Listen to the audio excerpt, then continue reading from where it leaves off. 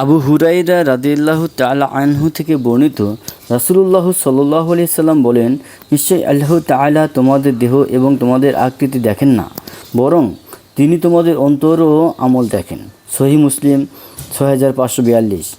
আবু মুসা আশআরী রাদিয়াল্লাহু তাআলা আনহু থেকে বর্ণিত, রাসূলুল্লাহ সাল্লাল্লাহু আলাইহি সাল্লাম বলেন, যে ব্যক্তি আল্লাহর কালিমাকে বুলন্দ করার জন্য লড়াই করবে, সে আল্লাহর রাস্তায় থাকবে। সহিহ বুখারী 123। আবু বাকরাহ নুফাই বিন হারিস রাদিয়াল্লাহু তাআলা আনহু থেকে বর্ণিত, রাসূলুল্লাহ সাল্লাল্লাহু আলাইহি সাল্লাম বলেন, দুজন মুসলমান যখন পরস্পর তরবারি নিয়ে মুখোমুখি হয়, তাহলে হত্যাকারী এবং নিহত উভয়ই জাহান্নামে প্রবেশ করিবে।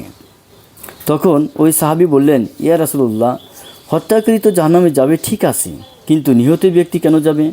উত্তরে রাসূল সাল্লাল্লাহু আলাইহি সাল্লাম বলেন, কারণ সেও তার সাথীকে হত্যার চেষ্টায় লিপ্ত ছিল।